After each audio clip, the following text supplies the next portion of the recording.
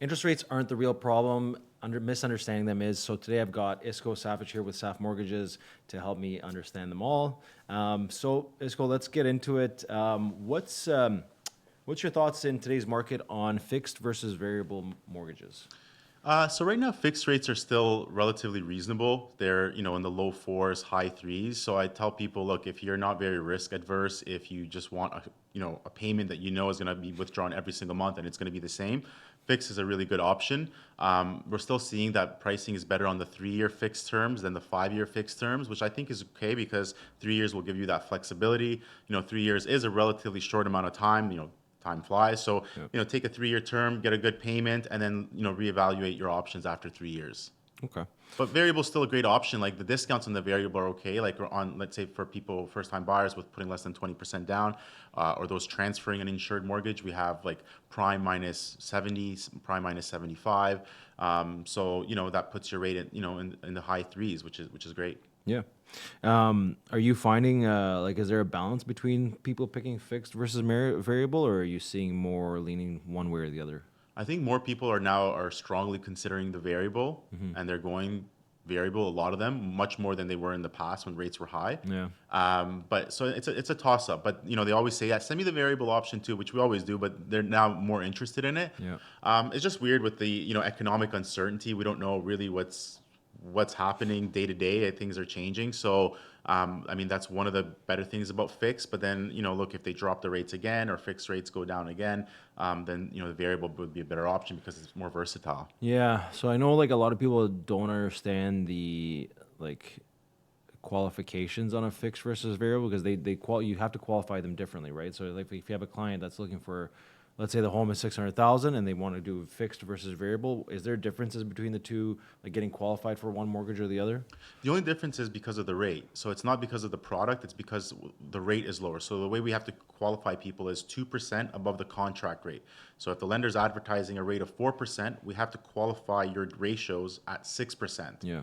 Or the bank or the stress mark, the benchmark rate of 5.25, whichever is higher. So right now, it's always higher, the 2% above contract. So if the variable is at 3.85%, plus 2 is 5.85, so that'll give you more purchasing power than if your fixed rate is at 4.29, then we have to qualify at 6.29. So here's another question. So let's say you have that difference. Let's say, what is that, a 0.5% difference in your purchasing power? Let's say, yeah. Right, roughly. So somebody could go the variable route. Yeah. And they buy their house that they want to get, right? Yeah. Now they're uncertain. It's been 6 months. They've been on variable, and they haven't felt the squeeze yet of rates increasing, but they're thinking that it might. Yeah. Can that person now go ahead and lock in the rate, or what's the process with that? Yeah, so you can't lock in your variable rate, but what you can do is just change it to a fixed rate, so you would get the best advertised fixed rate that lender is offering you. Okay. And this has become so common now that lenders actually have a spot on their online portals which says, what's my lock-in rate? So you literally just click a button. Before you had to call and it was a whole process. Now you click a button and it tells you what you can lock in, and you click a button and you're locked in. And you don't have to qualify for anything with that? It just goes straight through, right? Right. So you can go variable, buy the house that you want if that makes a little bit of a difference. Yeah. And then if you really wanted that fixed, you can change to a fixed rate.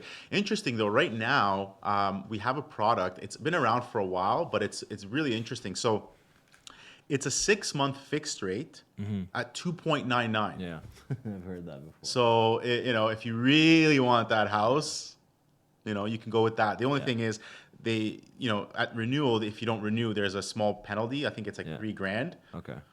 But they offer competitive rates. They're trying to retain you as a client. So you take the 6 month, and then even if you want to just reevaluate what happens in 6 months, that's a good option. Not necessarily if you just want to buy more house.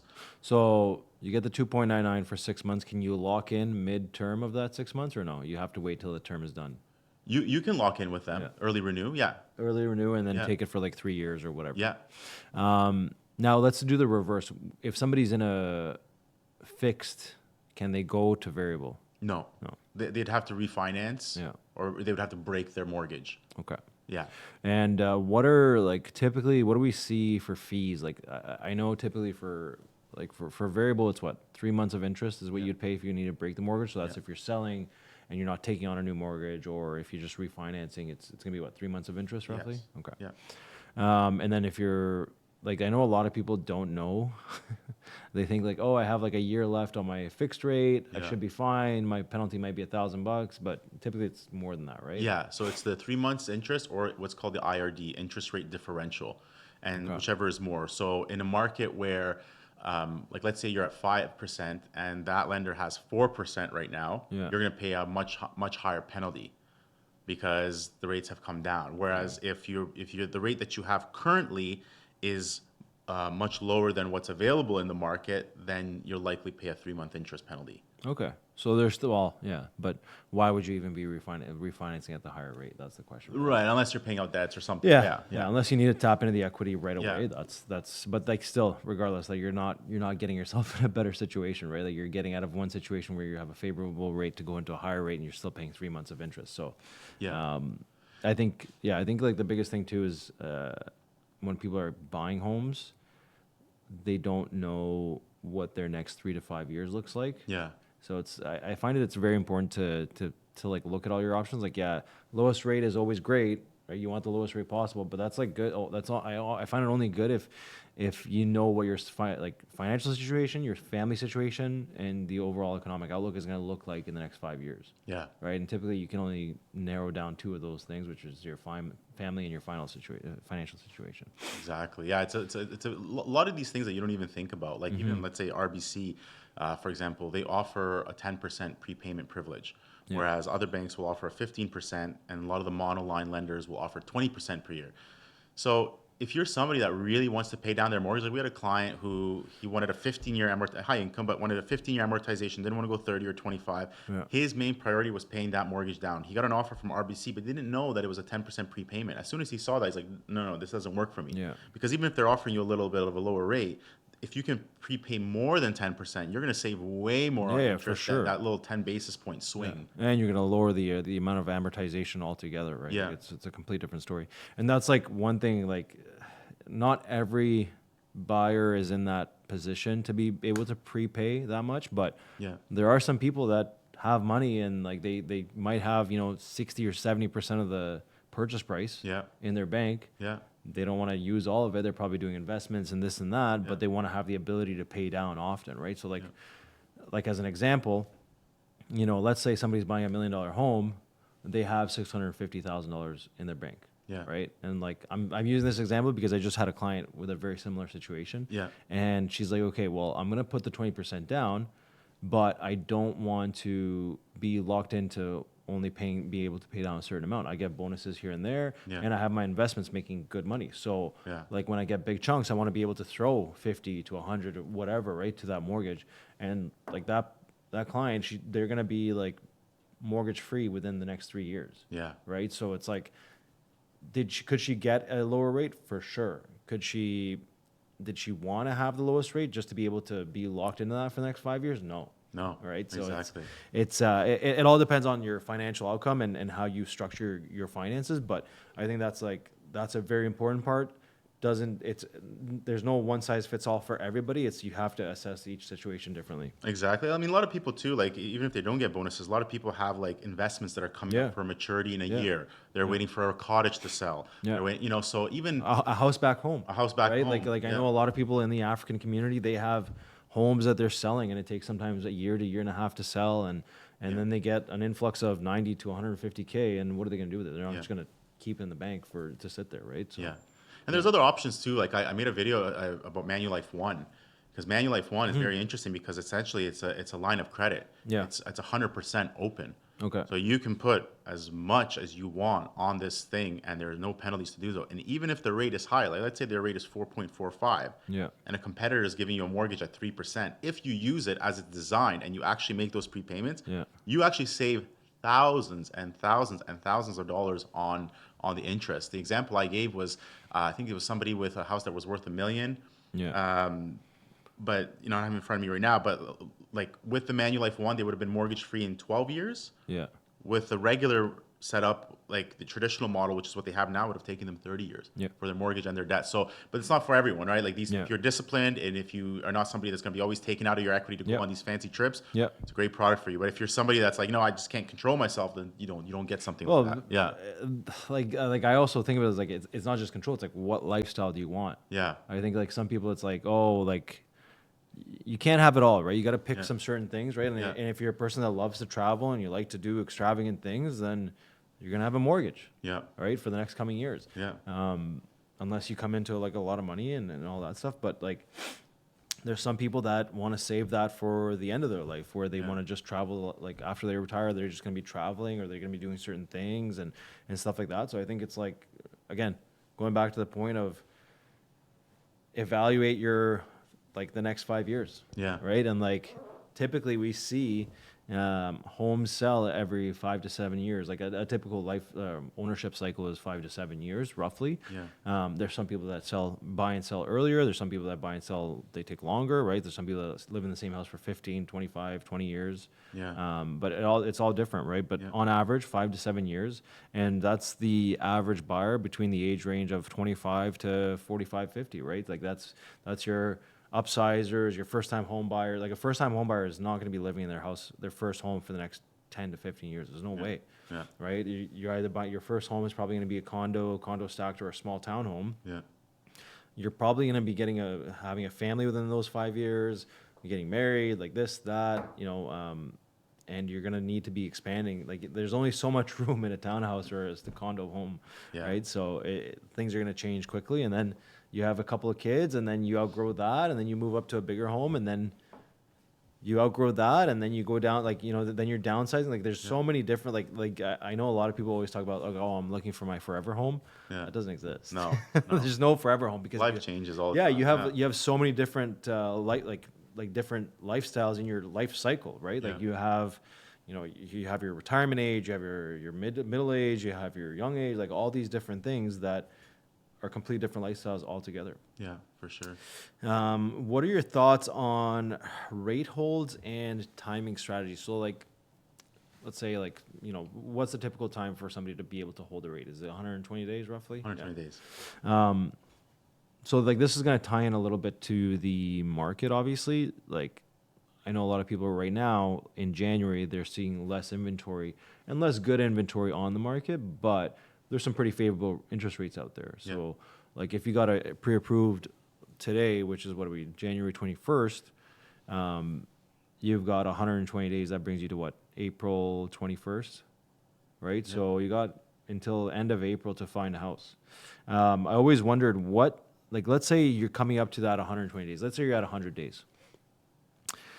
And you're kind of in a time crunch. The rates have gone up since you've gotten pre-approved, but you find a house that you want to buy, and you make an offer, and it's coming close to that 120 days where you're doing your due diligence, stuff like that. Yeah, is the bank willing to extend your rate hold, or like how does that work? Like if you're just on the cusp but you're making a decision?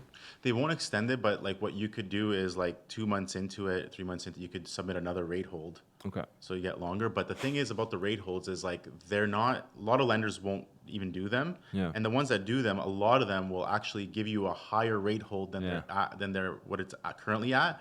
The thing is, a lot of lenders have different promos at different times. Yeah. So it's often the rate hold that you get is not usually the mortgage that you end up with. Yeah. Like end of the year, Scotia had this rate of 3.69%. Yeah, but it's for that month. Yeah. They're not so- bringing it into the new year. No. So they had a bunch of money Yeah. that they haven't invested in mortgages put out there. So they said, you know what? It's the end of the year. Let's just get rid of this money and let's get rid of it for cheap. Yeah. So they launched this quick close special. So anybody who was closing within the next 30 days was able to get 3.69. So we had like an insane amount of business that people were Interesting. just like coming up for closing. Then Yeah. they heard about this and let's go 369. The next closest was probably 399. Yeah. 369 is the lowest we've had since what, 2023? Yeah, it's low. Yeah. Yeah. So that's a good. Building on that, so basically the promo was available in December, and you had to close within 30 days of December 31st, I guess. 30 days of submission. Okay. So 30 from like, so if you like, it lasted more than 30 days, the promo. Yeah. It was more like, okay, so if this is like a purchase set to close December 15th, Yeah. you have to set it like submit it by November 15th. Okay. So it's within 30 days of within submission. Okay. Wow. So they It's just had a quick. bunch of cheap funds, and they had 399 on a conventional mortgage. So Yeah. which was like, wow. Yeah. Yeah. What's conventional to the people listening out there? Conventional means you're putting more than 20% down. Perfect. Yeah. And why do they call it conventional? Out of curiosity. Because it was conventional. That was the norm back then when purchase prices were lower, and then when they introduced these insured mortgages, purchase a home with 5% down, they had to sort of differentiate the two. But conventional is just how it's always been, about a $10,000 house if you're, in the 50s and you put $2,000 down, Good times.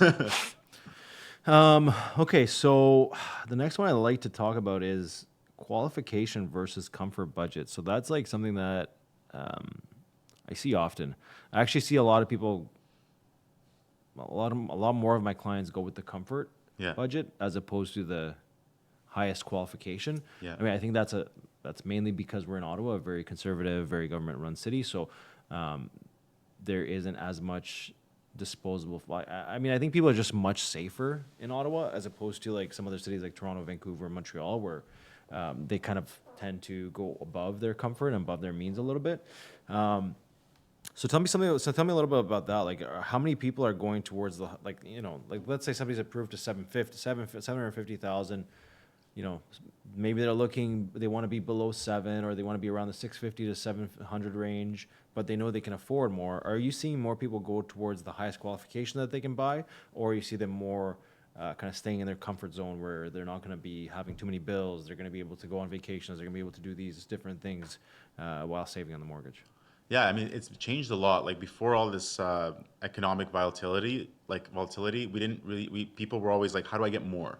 How do I get more? Now with like consumer debt is at record levels, things are so expensive that people are just saying, you know what, we're gonna take less right now and find a nice home. Because the thing is, they can also find nice homes for these prices now. Yeah. Before they had to stretch the budget to find something nice. Now they can find a nice home within their budget. So people are like, okay, let me go ahead with that. So it's a mix. I find that investors are okay going higher if they know that they're gonna get that The money return. back. Yeah. So they're a little bit, but for the average person, they're like, you know what, like, yeah, we're good for 750, but we found something for 580 that we really like, Yeah. and they go with it. Yeah, like I had clients approved up to 800. They bought a house for 680, something like that, right? Yeah. Like they're Which is great. 120K below their purchase or their qualification, which awesome. Like that's if your lifestyle is going to be amazing and you don't need the bigger home, then who cares? Do that, right? For sure. Common financing mistakes buyers make. Okay, there's a lot. There's a lot. Common financing mistakes people make. I think like, a lot of times like co-signing for people, Yeah. and then when they do their mortgage application, they forget to tell you, well, it's not in my name.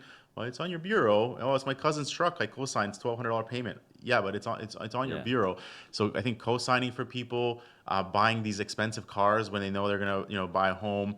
And then also not redoing their pre-approval. Like that's the other thing. Like you have to redo your pre-approval because especially now. Yeah. Because right now we've ended 2025. Everyone's gotten their year-end pay stub, Yeah. which means their 2-year average now could be higher. So you have more house you could buy, or it could be lower because now your average is lower. So you have to now look at your earn, especially if you're somebody that's not on a guaranteed salary and the bank or the broker was qualifying based on 2-year average. Yeah. Your 2-year average is lower now. You have to revisit that pre-approval before you go out shop. And if it's higher, then hey, now you're gonna get more house. And so now is like a time when we really call everyone that we've pre-approved earlier in the year and say, look, now you have your year-end pay stub. You don't have to wait for that T4 to be issued end of February. Let's look at your year-end pay stub, combine it with your 2024 T4. We'll average those out and see what you can buy right now.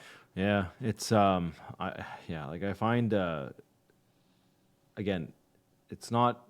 I don't think it's the client's fault. It's basically that they don't know. They don't know. They don't know what they don't know, right? So Yeah. it's like, how do you help them understand? Well, it's by letting them know, right, and reaching out to them and like you said, kind of be on time with the reach out. It's not just like, hey, okay, we're putting in an offer on this house. Oh, by the way, you got these, and these items you need to do. That kind of ruins the process for a lot of clients, I find. It's like, okay, like there was a slight change, but the bank needs 10 different documents now. Yeah. So you like the fact that you guys reach out early on in the process to make sure that they're up to date, because somebody could be looking for a house for 6 months, Yeah. right? Like I've Yeah. had clients be looking for houses for 2 years. Yeah. And every time they tell me, hey, we love this house, I'm like, okay, well, so it's been 6 months since you saw the last house. How much do you like this one, and how updated are you on your pre-approval? Because things might have changed. They might have changed for the better, which is fantastic, or they might have gotten worse. So you want to you just face the problem head on, so that you're not dealing with it, during your conditional period, and then you got to extend the conditional period, and the sellers don't want to extend it, and then like it becomes this whole thing where you might lose out on this house that you love. Yeah. And that's the thing too. It's not about pressuring people. It's really more about making sure that they're in the best position for themselves, because you and I both work on fiduciary duties, which is looking out for the buyers and sellers' best interest. And if we're not giving this advice, we're not looking out for your best interest. So For sure. Yeah. is there any other common financing mistakes? So what did we talk about? We talked about updating your pre-approvals. What was the other one we said? Just being like, I guess, like being fully transparent in the application process. Let us know, like, we're not the CRA, we're not whatever, our job is to get you approved with a suitable mortgage. So just tell us what's going on. Yeah. And something Because you can't lie to a bank. Let's just get that straight. right. And that's the thing. And like the other thing, like we've seen now, it's actually kind of crazy, but crypto, Yeah. down payment coming from crypto, good luck. Really? Good luck. Because if you if you have money in crypto, a lot of people, we're seeing a lot of that now. Yeah. If you have money in crypto and you're going to use that money for a down payment, you need to transfer those funds into your bank account well before your closing date, well before you buy, and let those funds sit in there for 3 months. Yeah. Okay. And then you have a 3-month history. Now you can confirm the down payment. If you're buying a house and, in 2 months closing and I need to move money from my crypto, Yeah. you're not gonna, almost impossible. Really? Because crypto is so secure. There's no names. Like we had a client with crypto.com. They don't issue a statement with the person's name. It's all blockchain. It's all these God. So the bank can't Yeah, you confirm can't prove that's it. yours. Yeah, you can't prove this anything. is mine. Look, I can transfer it out, but how do we know it's your account? Yeah. It doesn't belong to, it doesn't see your name anywhere. It doesn't have your, nothing about the client. So they can't do their AML due diligence. Yeah. They can't sign off on that. Yeah. So even if you have excellent credit, excellent income, all of that fun stuff, but you are transferring from a crypto account before closing, good luck. Yeah. Don't do it. So that's another thing. You want to buy a house next year? Talk to somebody early. Let's get you like, okay, it's coming from crypto. Okay, you want to maybe take it out. Like follow these certain steps. Yeah. Yeah. So crypto is basically, it turns into like a foreign investment. Right? It turns into like they can't confirm it's yours. Yeah. Well, that's what I mean, right? Like, let's say you're bringing money in from abroad, like whether you're in Asia, Europe, or Africa, right? You have to bring money in. Typically, it has to stay in your account for 90 days as well, right? It depends, like which like if the money's coming from a sanctioned country, Yeah. like then that's one. But if it's coming from a non-sanctioned country, you're fine. So if you were to sell a house in Serbia and bring your money over, Serbia is not a sanctioned country. Like they view the financial system somewhat secure over there. Yeah. So you'd bring your bill of sale from Serbia, the money going into your account, the transfer, and you're fine. It doesn't have to be in there 90 days. Yeah. If it's coming from, Russia? Russia for sure, probably, but like right now the biggest, like a lot of like the most of the sanctioned countries are like a lot of them in Africa. Yeah. So if your money's coming from, let's say, the Congo, Yeah. I had a client who he's from the Congo, who lives in the Congo, Canadian national, but he went and opened up a paint manufacturing company. Okay. So a big company, they manufacture paints, ship it all over Africa, Makes legit good business money, that yeah. makes good money. Yeah. But the down payment, and his family wanted to buy here, like what his kids went to school. But the down payment, like they're like, no. Like even though they see his website, it has an online presence, he's established, there's money being made, everything is. It's just that they can't. Like as soon as the government puts them on a high risk country, it doesn't matter. It's not about the person at that point. It's more about the bank can't. And you and I both deal with the AML, like the fin tracker or whatever. Yeah. Which, typically there's no issues, but once you start going to countries that are sanctioned, then it's like it starts getting tricky, right? Because like every time I sign up a client, I have to fill out the fin tracker form and do this, and that. Yeah. And luckily, I mean, most of my clients I haven't had any issues with, but there's some that come up, right, with a warning.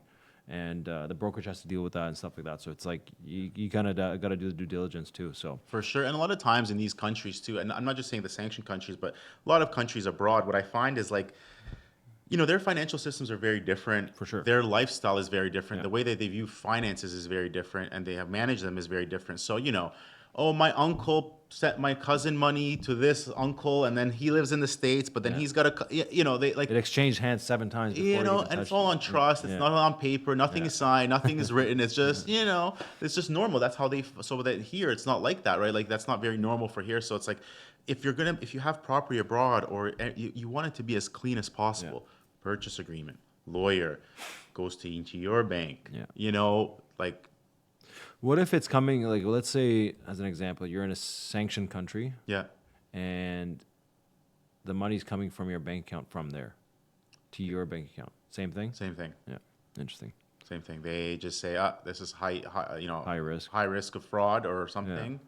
And then we'll do it, or you'll have to do it with a private, Yeah. Which because they're not regulated the same way. Yeah, yeah, that's big why. money. Big money. You're going to spend a lot of money for that. Yeah, and even now, like, we have politically exposed people built into our credit bureau searches. So when we search for a credit bureau, we pull the credit. We also pull another report, which they made us, or they put into place, which is like they're looking for like politically exposed people. Yeah. So is this a politician? And they're looking for like, what's the money laundering risk for this person? There's actually rankings. So they're really trying to clamp down on it, because they found that Canada, of all the G7 countries, had the worst Interesting. AML controls, Interesting. which I think maybe is part of the reason so many foreign buyers Yeah. went into Canadian real estate, especially before the foreign buyer ban. And speaking of that, it's coming up in 2027. Yeah. So do you think they're going to continue that, or do you think they're going to get rid of that? Well, like the thing is, like, a lot of developers are really trying to lobby the government to bring back to release the foreign buyer ban even early, because all these developments, nobody's buying these these micro condos or the studio condos, the small 1-bedroom condos that typically only the foreign investors bought.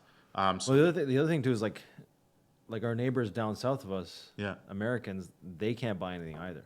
Right, it's foreign buyer. Yeah. And we can go to their country, buy whatever we want. Yeah. Which is like, okay, I get it. There's some weird stuff going on with the Orange Man and all that stuff, but still, like, they're a big partner in what we do in economics. I know it's very weird right now, but still, like, for an American, like, we do get Americans that come to school in Canada, Yeah. right? So Yeah. it's like let's say like an American is coming up for school in Canada. They got 4 years Yeah. to work and live here, or to go to school here and live here. Well, what if they don't want to rent, Yeah. right? What if they just want to buy a place, have a place of their own, Yeah. and then sell it by the time they're done, Yeah. right? They can't do that. Yeah. Especially not in any metropolitan cities. Like, they either have to buy something commercial, 7 or more units, or or they're going to pay a surplus 25% tax, which Yeah. I think is a little bit unfair, right? Like, if somebody's coming in to go to school here, one, they're providing the economy with money because Yeah. they're paying money into the school, and they're also paying a higher premium to go to that school because they're a foreign student.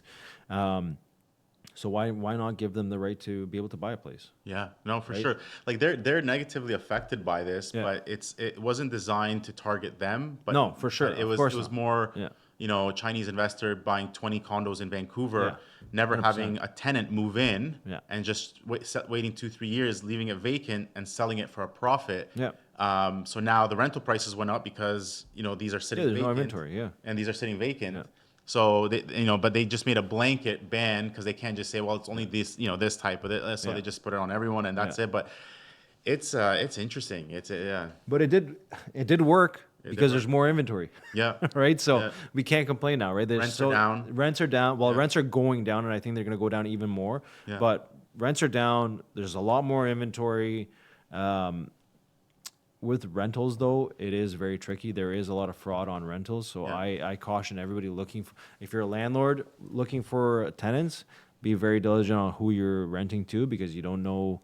If you don't check everything, you don't know who you're renting to. Yeah. And if you're a renter or if you're a tenant looking for a place to stay, I'm honestly sometimes even recommending to stay away from privately owned landlord units and just go straight to multi-purpose rental buildings, because one, You don't know when that landlord is going to decide to just sell. You don't know if they're underwater. You don't know what their financial situation is like. So you could be living in a place one year and then next year you're moving out because they've sold the place and somebody wants to move in and you're out. Whereas a multi-purpose rental building, one, you're probably going to have way better amenities. Yeah. Two, you're going to be able to lock in. Some of these places you can even do 2 or 3 year contracts where you lock in the favorable rate that you have right now. Yeah. Right. So let's say it's like, if you're doing 1 year term, it's going to be $2,500 a month. If you sign up for a 2 year term, it's going to be $2,350. And if you sign up for a 3 year term, it's going to be $2,250. Right. So it's like you can get these favorable deals. Obviously, you're locking yourself in, so you got to make sure that you're going to want to live there for the next 2-3 years. But still, it gives you good flexibility, because what if when prices come down, what's the next thing that happens? They always go back up, right? So if rents are down now, what if they start rising over the next year? Yeah. And then you're living year to year, and then all of a sudden, you can't get a place for what you had a place for last year. Yeah. And the other thing too is if you're not, like, once your year is done, you're on month to month, and the landlord can just up the rent again. Yeah. Right. Yes, granted, it's 2.25%, I believe, right now to raise the rent, but still, that's an increase, right? Whereas if you sign up for a 2-3 year contract, you're locked in at that rate. They can't do anything to you. Yeah. And it's a rental purpose building, so they have to honor everything. There's no private landlord that you're dealing with and all this stuff. So, And I mean, if you take that 3 year and you have to move, like, I think a lot of them allow you to sublet it. yeah, you can sublet it, Yeah. but it's just, who's gonna, like, how long is it gonna take you to sublet it and this and Yeah. that? There's a bit of work to get it subletted, so that's why I always say just like know what you're walking into first before you're signing it. But I mean, some of these rental buildings are way better than most of the condo buildings that we have in Ottawa, and I think I think that's one of the main reasons why the condo market in Ottawa specifically is not having a good time, is because they just don't have the right amenities. Yeah. Right. Like we don't have, like, okay, I get it. We're 6 months of the year, we're in dead cold. We're in -20 right now. Right. Yeah. I get that. So rooftop pools and barbecues and stuff like that aren't great, but I mean, we also have 6 months of really warm weather, right? Yeah. Like during the summer, it can get up to 40 degrees. So Yeah. it's interesting. I think a lot of condo buildings are missing the mark on not providing these Yeah. the good amenities. The other thing too is, I get why, because the condo fees end up just going through the roof. Yeah. And that's another problem, being that there's not enough property management companies or condo management properties, right? Like there's probably like 4 or 5 property management companies that run 90% of the condos in the area. Yeah. So they can say, well, this is our price, take it or leave it. Yeah. Somebody else is going to pay it. Yeah. We got 100 other condo units or 100 other condo buildings that we're dealing with. So you let us know. So yeah, I think there's like, I don't know. I haven't been a fan of the condo market in Ottawa for a while, but I think there is tremendous room for growth. Yeah. And speaking of growth, the city just approved 50 stories beside the Claridge Icon building. Yeah, I saw that. And then next is the 65-story building beside that. So, and that's going to be across the hospital. So that's going to be the new hospital. So that's going to be a busy area. But I think it's good because it's going to make everything very walkable. Yeah. Right. So sure. like, what kind of amenities are those buildings going to have? Well, they're going to have to compete with the Claridge Icon, because the Claridge Icon has great swimming pool, beautiful roof, like it's like a mid rooftop terrace. So it's like on the, 4th or 5th floor, something like that.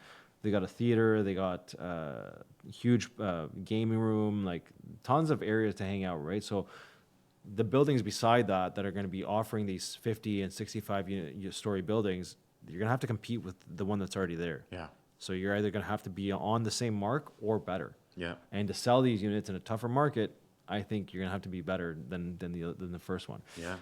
So it'll be interesting. I mean, who knows when they're going to be built? Yeah. Claridge Icon took 10 years roughly to build or something like that. So we shall see. But I'm excited for the development. I think the city of Ottawa is growing quite a bit. I know we've been sitting at a million person population for a while, but I think it's way more than that. Like, especially with the people coming in and out. Like, I think we're probably between the 1.5 to 2 million range of actual active people in the city. Because we can't forget, right, that we are a pretty big government city, so there's people always coming in and out. Yeah. We're across the bridge from Gatineau, so how many people are coming in and out from there, and stuff like that. Like it's just like Yeah. we're growing quite a bit. And you can see that in the traffic, and yeah, I'm excited.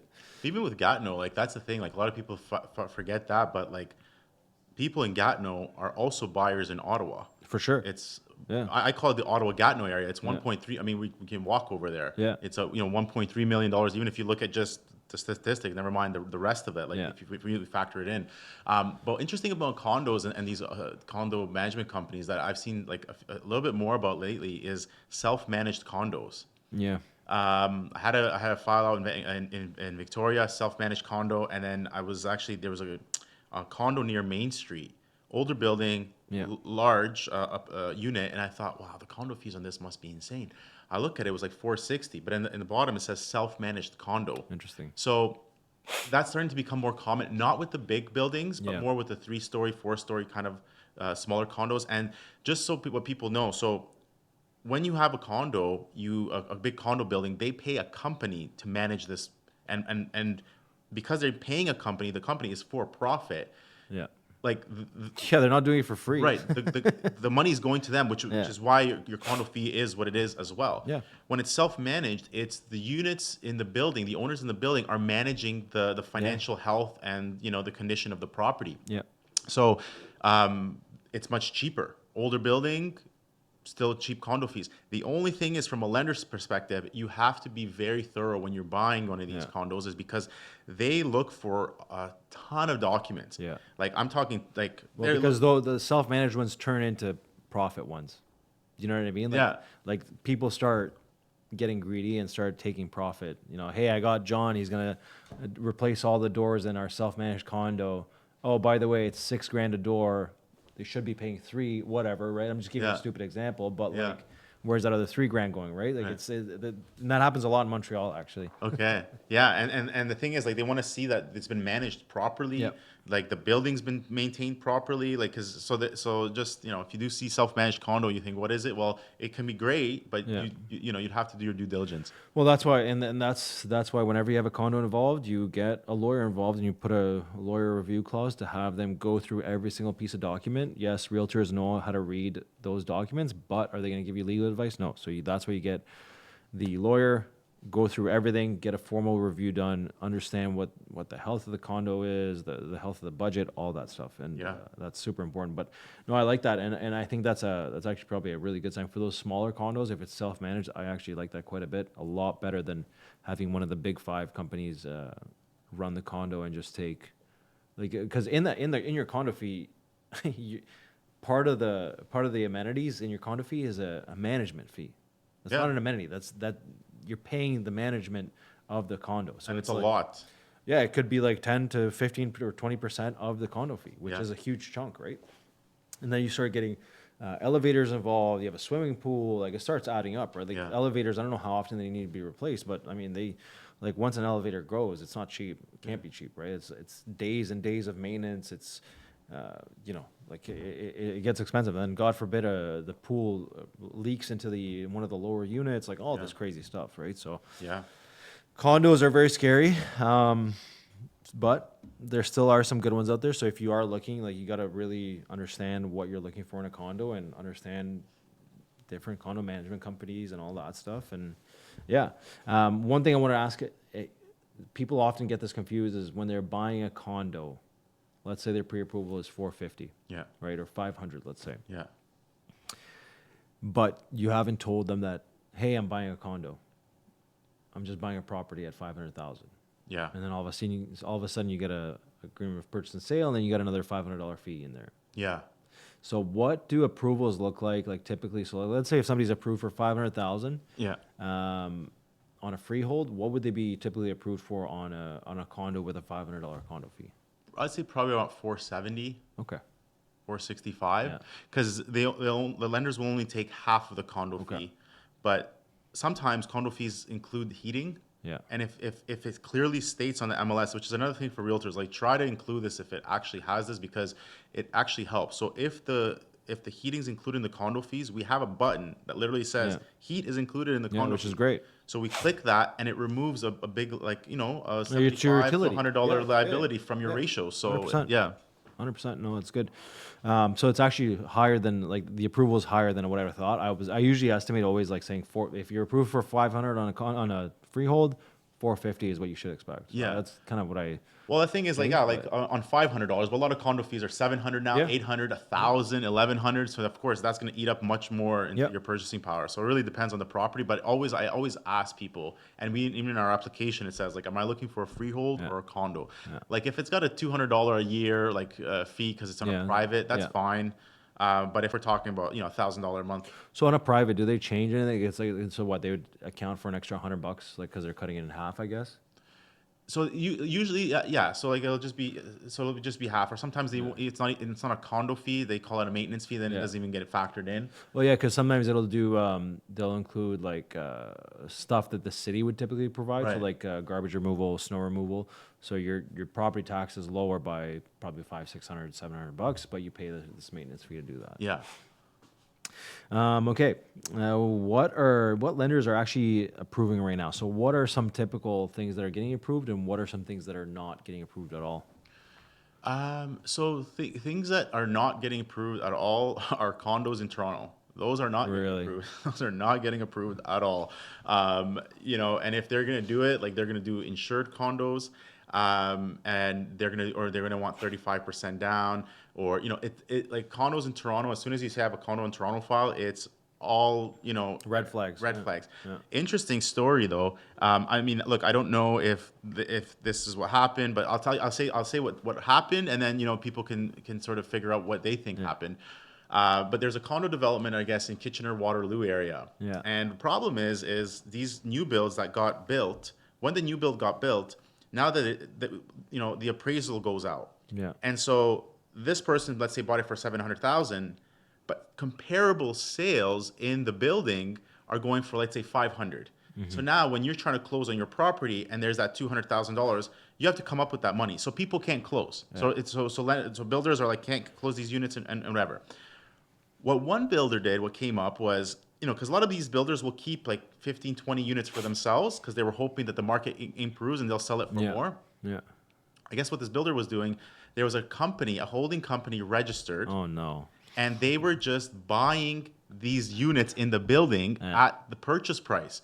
So when the appraiser got sent out for these people that were closing, Yeah. he looks at comparables in the building. He's like, I don't understand this. They're actually coming in at, people are buying them at the same Oh, price. God. And it was just almost, inflating these 100%. values in the building so that the real buyers could actually close. Oh my God. So That's some sneaky work right there. right. Is it because, like, is he doing anything wrong? I don't know if he's doing anything wrong legally, because really it's a holding company buying these things at purchase price. Who's But the owner of the holding company? right, but he's trying to manipulate the values, Yeah, of the, yeah, bu- so there's a lot of weird stuff with condos, especially new developments. So those are hard to get approved, and Yeah. then especially if the value has dropped, or if you bought it like during that time, it's one of those things. What else? On the commercial side, like anything to do with automotive lending, Really it's they don't want anything to do with it. interesting. Like I had a client try to buy a dealership, and they were just like, yeah, we can do it at 50% loan to value, but we're not, because they just find that there's so much volatility there, because a lot of these guys put a lot of money into their used Yeah. cars, and those used cars the values have dropped. Oh, God. So now they're just sitting on all these losses. So the bank pretty much said, like, we're concerned about the inventory. Yeah. Yeah, and that's a tough one, right? So we talk about the housing market not being great. Well, you're probably going to pick a house before you pick a car, Yeah. right? So if the housing market isn't that great, how bad is the vehicle market, Yeah. right? Like it's, like you and I both come from a vehicle industry background, and it's like, yeah, some of these dealerships were making hand over fist money like the last 3-4 years, and Yeah. now I'm hearing things have changed quite a bit. Like you can't sell a car, and it's like, yeah, they're expensive. That's why. Yeah. they're very expensive. And they bought these trade-ins at such Yeah. high values, Yeah, you had to. but now those dropped. So now they're like, why would somebody buy this one for $5,000 more when they, so yeah, there's lots of volatility in there. Like it's crazy. Like I remember selling when I was a salesman, I remember selling Jeep Wrangler Sports, 2-door, soft top, stick, Yeah. 69 plus tax. 69? 16. Oh, 16, yeah. Yeah. 16,900. So you got a 4x4 convertible Jeep, yeah. Jeep for under $17,000. It's crazy. The base model, but whatever. I mean, you're getting a car it's a for under Jeep. 20 grand. Who cares? Yeah, go This is take it to brand the new? cottage. This is Yeah, brand brand new? new, 69 plus tax. I should have bought one. Dodge Caravan was 17.9 plus tax. Yeah. Like it was like CVP. CVP, the Canada Value Package, and this is going back in like 2011, 2012. Yeah. So I know it's 14 years ago now. It's crazy. Crazy, yeah. I think for about sure, that, it's- but still, And like, dude, you go look at a car now, it's like, how are you not spending 50 grand? yeah, Right? You have to spend. Like, yeah, Toyotas, Hondas, like, it's like, dude, like, at the Yeah. end of the day, it's, yeah, they're reliable, but yeah, you're gonna be paying for the life of the car. right, yeah. What are some things that lenders are actually approving? Like, what's an easy file you would say that a lender would be like, you know what, this is good to go, no issues, move on, let's get to the next file. Yeah, like anything like cookie cutter, I would say, like Yeah. Canada, Barhaven, in the city, regular home, New builds. new builds. Yeah, new builds. The thing is too is like if you're buying a new build and you're set to close on it and it's closing under $1 million, like let's say the purchase price was less than $1 million, and you're putting 20% down, like so, like if your mortgage broker submits it as what's called an insurable mortgage, Yeah. right? So it's 25 years and it has to meet certain guidelines. But a lot of times, an AVM, so an internal value system, will trigger, so that you don't need an appraisal. Now, and for an insured mortgage, you won't need an appraisal. If you're buying up to 1.5 million, you can get an insured mortgage. You don't need an appraisal. Regular jobs, right? Everything's still getting approved. There's no panic from the lenders. Like things are going well. Just some certain things they're a little more concerned about, like the condo Torontos and some Yep. commercial types of properties. And But Ottawa, for the most part, seems pretty reasonable. yeah, they have no issues with Ottawa. Even outside of Ottawa, it's so funny. Like they're now starting to learn more about Ottawa. They didn't know, like a lot of these lenders are in Toronto, underwriters in Toronto, and like I had one where it was like, yeah, this is in Manotick. Yeah, And, but it's the best, one of the most high-end neighborhoods in Ottawa. yeah, I said, yeah, that's a good thing. Like they thought it was like some remote, like they don't know. That's really, the thing, right? Like in Toronto, like dude, like you go 40 minutes one way or the other, you're in the bush. Yeah. In like this like community of 5,000 people, and the homes are like 900K. It's Yeah. Like, okay, well, yeah, but that's good. I like that. We're gonna wrap things up on this side. So obviously your financing strategy matters most. So if you're looking to get pre-approved or looking to get started on your home journey, it's never too early. It can only be too late. So reach out to myself or Isko. We'll get you set up. I'll get you set up to seeing the homes that match your criteria. Isko will help you find the criteria that works for you and what's a good budget, what's your highest qualification and a comfort budget. We'll link that in the link below.